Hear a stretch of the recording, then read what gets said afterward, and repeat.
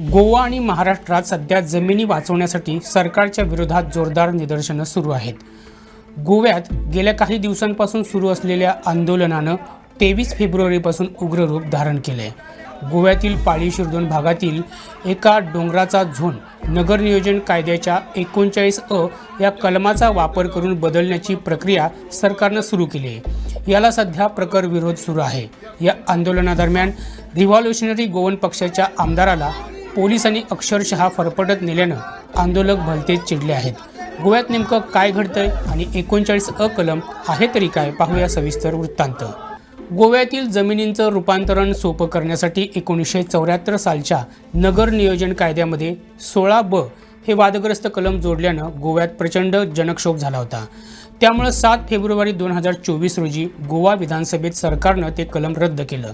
मात्र प्रचंड गोंधळात 39A हे नवं दुरुस्ती कलम संमत करण्यात आलं। आता ते देखील वादग्रस्त ठरलंय, कारण कृषी क्षेत्रात येणाऱ्या जमिनींचा झोन सरकारला सहज बदलता येऊ शकतो। नगर नियोजन खात्याचे मुख्य अधिकारी 30 दिवसांची सूचना देऊन जनतेकडून सूचना मागून जमिनीचा झोन बदलू शकतात। सरकारला एखाद्या भागाचा विकास करायचा असेल तर ते याच कलमाच्या आधारे सहजपणे झोन बदलू शकतात। अशाच प्रकारचा बदल पाळी शिरदोन या गावाजवळील डोंगराळ भागाचा करण्याची प्रक्रिया सरकारने सुरू केली। यालाच अनुसरून पाळी शिरदोन भागातील नागरिक गेल्या काही दिवसांपासून रस्त्यावर उतरले होते। मात्र झोन बदलासाठी सुरू झालेले हे आंदोलन थेट कलम 39A रद्द करण्यावर येऊन ठेपलं आणि आंदोलकांनी उग्र रूप धारण केलं।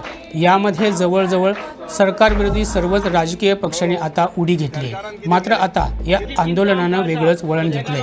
रिव्हॉल्युशनरी गोवनचे आमदार वीरेश बोरकर यांना नगर नियोजन खात्याच्या कार्यालयातून अक्षरशः फरफटत बाहेर काढण्यात आलं होतं। एका आमदाराला अशा प्रकारे फरफटत नेणाऱ्या पोलिसांवर त्वरित कारवाई करावी अशी मागणी आता जोर धरू लागली आहे। त्यामुळे सरकार आता नेमकी काय भूमिका घेतंय हे बघावं लागेल।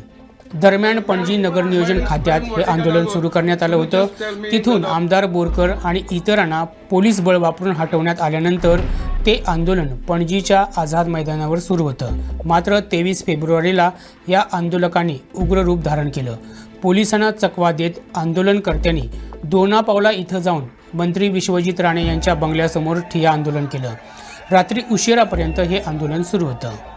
गोव्यासह महाराष्ट्रातील अशाच महत्त्वपूर्ण घडामोडी जाणून घेण्यासाठी आमच्या प्रुडंट मराठी यूट्यूब चॅनलला सबस्क्राईब करा।